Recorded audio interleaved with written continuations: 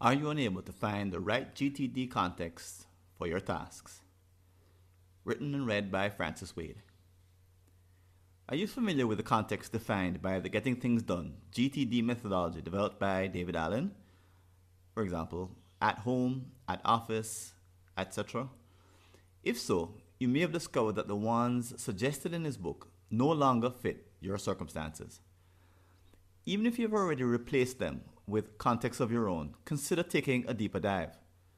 Those offered by the author in 2001 were based on solid principles which haven't changed. However, he did little to teach you how to select or design your own context. Consequently, like most GTD'ers, you probably struggled for a while trying to get the book's context to work. At first, you may have thought there was something wrong with your comprehension of the idea. But no matter how much you read and reread Chapter 9, followed Allen's subsequent explanations, or sought the counsel of others, nothing clicked. Eventually, you put together your own context or abandoned their use altogether. But perhaps you've wondered, did I do the best thing? You still lack any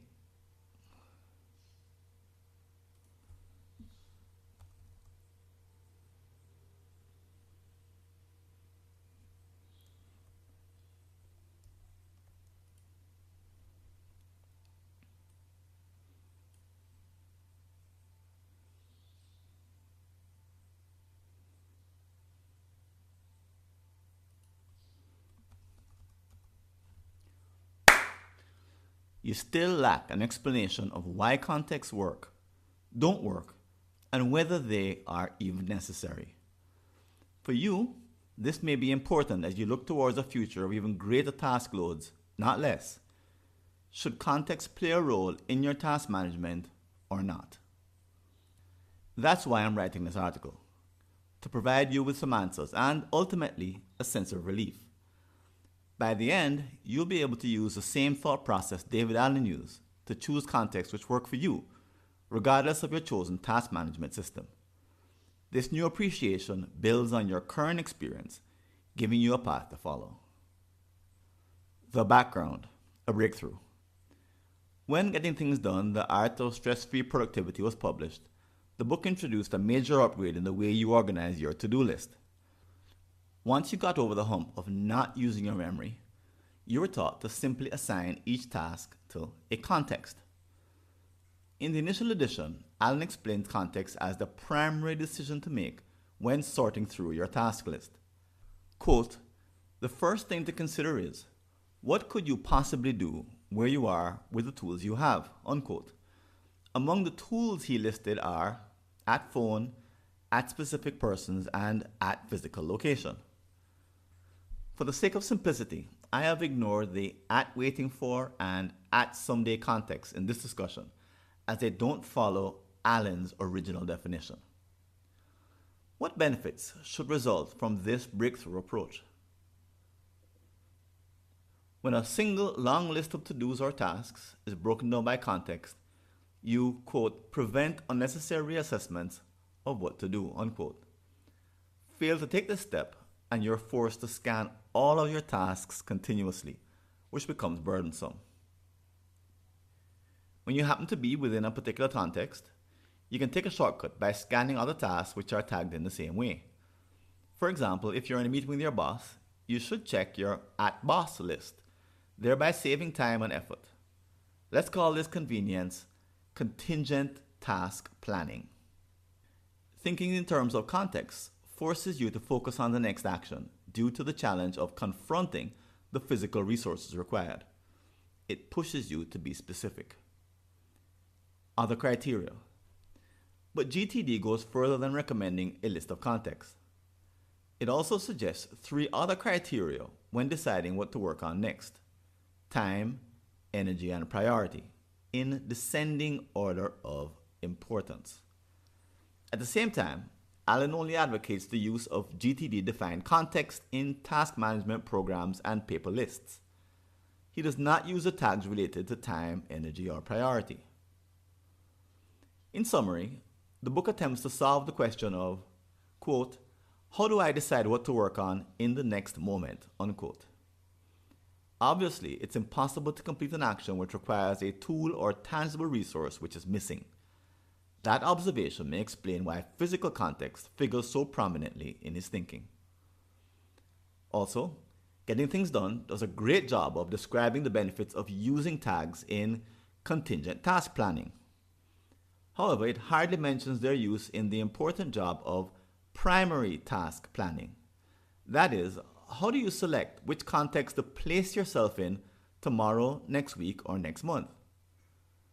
Now you are contending with 24-hour per day and 168-hour per week barriers which cannot be violated, a challenge which tags can help you overcome. What happens when things change? As we near the 20th anniversary of GTD's publication, is it fair to say that life is very different? Number one, the mobile high-speed internet has allowed us to gain unprecedented access to phones, people, and remote physical locations. Now we can do much more, regardless of where we are. Number two, COVID-19 has sparked the rise of working from home. No longer do we need separate at-home and at-office contexts. Number three, other technology improvements place amazing computing power at our fingertips, just waiting to be tapped via our smartphones, PCs, tablets, televisions, game consoles, cloud networks, etc. As a result of these changes, many GTD'ers have abandoned Allen's original context. However, the book fails to give any indication about what to do next. This conundrum is where our discussion really begins.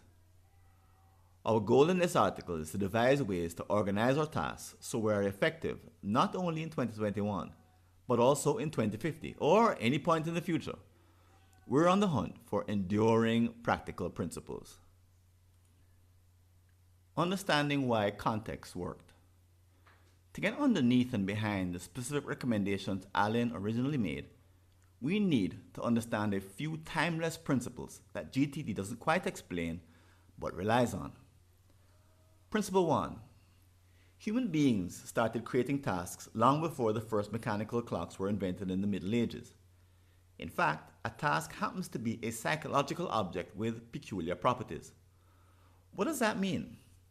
When a task is born in your mind, it includes with it a number of attributes. These arise at the moment of creation. They address whatever concerns are uppermost for you, such as the task's importance, duration, location, cost, and likely time of execution. Most of these attributes sit in the subconscious, hidden from view. However, a few are made explicit by systems like GTD, which call for you to tag them once you need to work with them. Case in point, A. You may have noticed that after reading Getting Things Done, you became extremely aware of each task's context. Perhaps at first you entered this particular tag in your software apps and or paper planner lists. Case in point B. After reading First Things First by Stephen Covey, many readers became aware of two specific tags he borrowed from the Eisenhower matrix: importance and urgency. As such, Allen, Covey, and Eisenhower didn't invent task attributes. Instead, these thought leaders helped you extract them from your subconscious. They recommend that you bring them out and make them explicit where you can benefit from their existence. Principle 2. The second unstated rule is that the technique of tagging should be used sparingly. In other words, it doesn't help to add every imaginable tag to your tasks. Why? The overhead of managing too many tags quickly becomes unbearable, even with the best made software or the smartest administrative assistant at your disposal. GTD implicitly recognizes this problem and urges the user to effectively ignore all tags except context. Therefore, any system you use should seek to minimize the number of tags, treating them as a useful but necessary evil. Principle 3. Getting Things Done offers a number of novel solutions to hard-to-solve problems which were outstanding in 2001 but have a different shape today. For example, almost everyone accepts that the use of personal memory for task management is a bad idea. However, the average 10 or 11-year-old who has only one or two things to remember each day need not read GTD. Instead, their use of memory might be sufficient. The same phenomenon occurs for some retirees. They are managing dramatically fewer demands on their time. Neither paper lists nor apps are necessary. They have reverted to the use of what psychologists call prospective memory, the kind of remembering we engage for future activities. These discoveries negate none of GTD's core message, but they do suggest a more nuanced picture. As I explained in Perfect Time-Based Productivity, Allen's suggestions are tailor-made for individuals who are in one of two special situations, but not for everyone. In general, the book was written for professionals who use either memory or a single unsorted task list and experience unwanted symptoms as a result. Why do these people have issues and not the 10-year-olds or retirees mentioned earlier? It's because there's a mismatch between the tool they are using and the volume of tasks they're trying to manage. To illustrate, imagine moving a hill of dirt with only a hand trowel and the relief you feel when you discover improved tools are available. You wouldn't hesitate to pick up a shovel, borrow a wheelbarrow, or rent an earth mover once you know these alternatives exist. Now, consider the individual who is using memory or a single unsorted task list. These techniques actually work just fine for a limited number of tasks. Their users don't experience errors or other unwanted symptoms. However, GTD targets those individuals whose task volume exceeds the capacity of these two approaches. The sense of relief they share is real. There is a way to escape the limitations of the tools and techniques they have been using. But that's not the end of the story. Is there also a limit to the application of getting things done? In other words, is the approach ideal for a given volume of tasks, but an impediment above a certain threshold? And if there is such a threshold, what should one use once it's exceeded? We'll answer this question in the next few paragraphs. Why and when GTD's contexts fail? If the final principle stated above holds any merit, how does it apply to the use of context or the broader use of tags? As we've seen, the contexts offered in the first edition are a tiny subset of the attributes we can make explicit. That reasoning seems logical. But does this application need to evolve when our environment changes? Or more to the point, it has already happened. Many GTD'ers are no longer using the specific context David Allen suggests in the first edition, maybe even a majority. But are the contexts originally suggested by the book now useless? Or are we making a mistake by not using them? Well, if we follow the three timeless principles behind GTD's approach, the answer is, it depends. In fact, here are 4 possible responses among many to the question, should someone use the context from getting things done? Answer number 1 for the 10 to 11-year-old child or the retiree. They may have no use for context if their personal memory is sufficient. Answer number 2 for the one single unsorted list maker. This person may have no use for context if their chosen combination of tools and techniques gets the job done. Answer number 3 for the busy professional who can no longer use memory or a single unsorted list effectively. GTD provides an excellent solution. Answer number 4 for the hyper-busy overachiever who routinely has no free time. Tagging tasks using temporal attributes is far superior to the way GTD uses its context. In other words, contexts are best used when someone is trying to manage a particular task volume.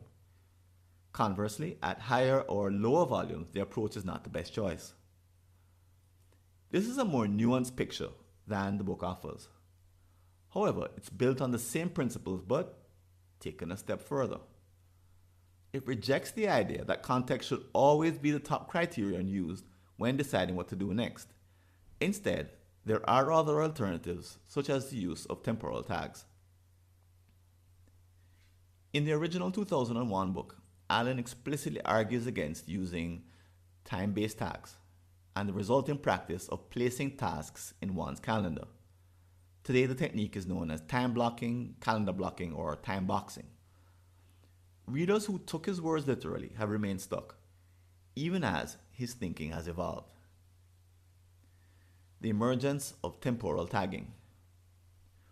What should someone who gives answer number 4 do differently? Well, instead of tagging their tasks using context, they would use temporal attributes. Some examples include duration, start time, due date, biorhythm, and monotaskability.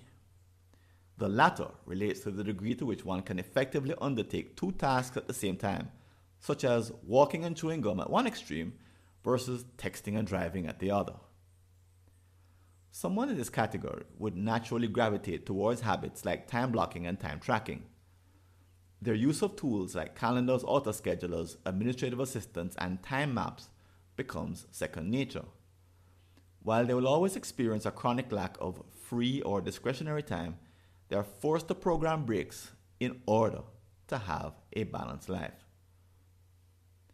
Others advise these high achievers that they are trying to do too much and should cut back on their task volumes. A more fruitful response is to encourage them to look to the future and the advent of innovative habits, practices, routines, apps, tools, devices, and administrative assistants. These will be specifically designed to help them manage even more tasks. The new context. But what about the busy professional who chooses answer number 3? This response represents the majority of GTD users for whom there is no need to switch to temporal tagging. Instead, if you fall in this category, you may only require a modern approach to replace the standard use of context. To find solution, let's attack the question using the 3 unstated principles. For the sake of clarity, I'll avoid any reference to temporal tags whatsoever, such as weekends, evenings, tomorrow. I will explain how they can be incorporated later. As I mentioned, there are always an array of tags to select from your subconscious list.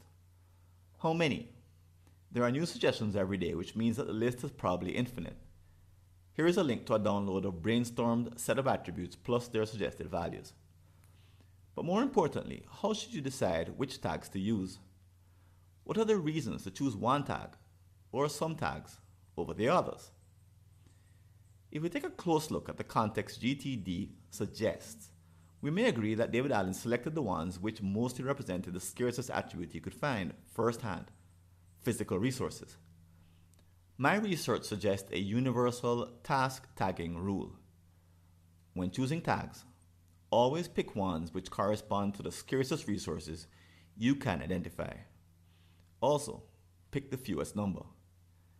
In your case, how can you identify which resources are the scarcest? Ultimately, you require an in-depth evaluation of your current setup and the places and moments where you experience problems in your task management. Here are some possible examples, followed by some values they could take. Example 1, flow state: high, medium, low, or not applicable. Example number 2, cash: free, $1 to $500, $501 to $1,000, $1,001 to $5,000, $5,001 plus. Example 3, manpower: solo, partner, trio, 4 plus. Example 4, energy or strength: high, medium, and low. Example number 5, mentality: work, vacation, holiday, weekend, evening. Example number 6, profitability: high, medium, and low. Remember, here is a brainstorm list of tags you can download. When you identify the scarce resource, apply the tags in the same way getting things done uses context, as a method to focus your attention on a subset of all your tasks. How many tags should you use? My recommendation is to start with a single primary tag for all your tasks. Experiment to see how well it fits your needs. Only if you experience a significant shortfall, consider an additional secondary tag. I suspect that if you find yourself wanting tertiary tags or more, you probably should consider an upgrade to temporal tagging. If this is the case, check out my book and the resources at scheduleu.org. It may also be time to consider temporal tagging if you find yourself wanting to make more detailed schedules than Getting Things Done recommends. This becomes a natural concern for people whose task load keeps increasing. At some point, for them, the benefits of contingent task planning are dwarfed by the gains to be made by primary task planning. In other words, your decisions to place yourself in particular contexts tomorrow, next week, or next month are generally far more important than the secondary tasks you happen to perform while in those contexts. For example, your core decision to spend next week Friday in either at Plain, at LA office, or at home NYC is more critical than the task you find it convenient to complete because you are in each location. It's the difference between worrying about what you should do while on vacation versus making the multifaceted decision to go in the first place.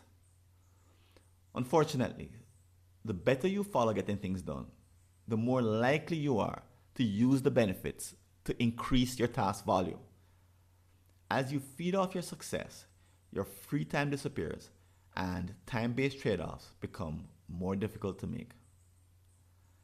To help you navigate this predictable challenge, start using rudimentary temporal tags such as at tomorrow, at next week, and at weekend.